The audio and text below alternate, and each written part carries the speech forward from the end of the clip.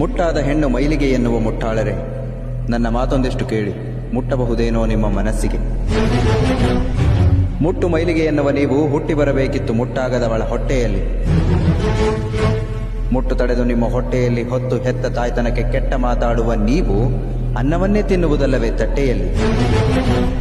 ಮುಟ್ಟಾಗುವುದು ಕೆಟ್ಟದ್ದಲ್ಲ, ಅದು ಶಿವ ಕೊಟ್ಟ ಕೊಡುಗೆ. ಹೆಣ್ತನದ ಉಡುಗೆ, ತಾಯ್ತನದ ತೊಡುಗೆ. ಸಹಿಸಿಕೊಳ್ಳುವಳು ನೋವ, ತಡೆದುಕೊಳ್ಳುವಳಂತ ಕೊಟ್ಟನ ಭಗವಂತ ನಾರಿ ಮಿತಿ ಮೀರಿ ಗಟ್ಟಿ ಅಂತ. ಮುಟ್ಟಾಗುವ ಹೆಣ್ಣಿಂದಲೇ ಹುಟ್ಟುತ್ತಿಹುದು ಜಗವೆಲ್ಲ, ಅದು ನಮ್ಮ ಪುಣ್ಯ. ಹೆಣ್ಣು ಮುಟ್ಟಾಗದಿದ್ದರೆ ಇಡೀ ಜಗವೇ ಶೂನ್ಯ.